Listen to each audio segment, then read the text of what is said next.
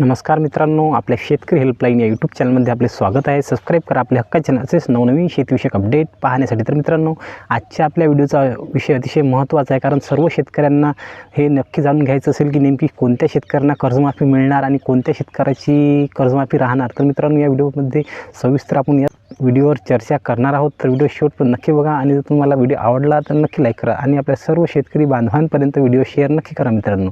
तर मित्रांनो, महाराष्ट्र सरकारने 2019-2017मध्ये सुद्धा कर्जमाफी केलेली होती। कर्जमाफीचा लाभ मिळाला व काही शेतकऱ्यांना त्या कर्जमाफीचा लाभ नाही मिळाला। तर आतापर्यंत बरेच शेतकरी हे थकीत कर्जदारसुद्धा आहेत आणि दुष्काळ, अतिवृष्टी यासारख्या पूर परिस्थितीमुळे सुद्धा शेतकरी हे थकीत कर्जदार झालेले आहेत आणि त्या शेतकऱ्यांना तात्काळ कर्जमाफी देण्याची राज्य शासनाला गरज आहे। तर मित्रांनो, राज्य शासनाने इलेक्शनच्या वेळी जे कर्जमाफी आम्ही पूर्ण शेतकऱ्याची करू आणि असा शब्द हे आपले जे मुख्यमंत्री आहेत देवेंद्र फडणवीस साहेब यांनी हा शेतकऱ्यांना शब्द दिला होता। शेतकऱ्यांना कर्जमाफी मिळावी यासाठी बच्चू कडू यांनी हे आंदोलन केले होते आणि त्या आंदोलनानंतर त्यांना एक 6 महिन्याची मुदत दिली होती की आम्ही 30 जून 2026पर्यंत संपूर्ण शेतकऱ्यांची कर्जमाफी करणार आहोत।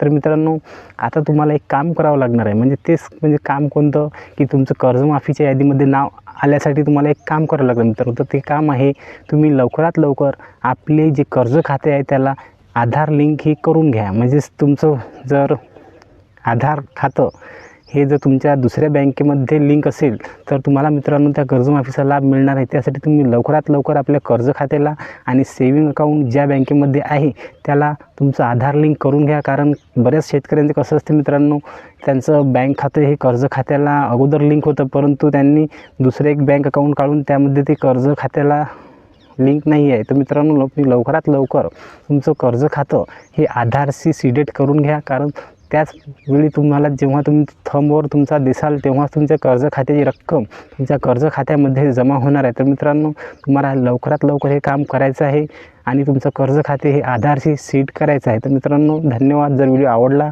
तर नक्की लाईक करा आणि आपल्या सर्व शेतकरी बांधवांना शेअर करा।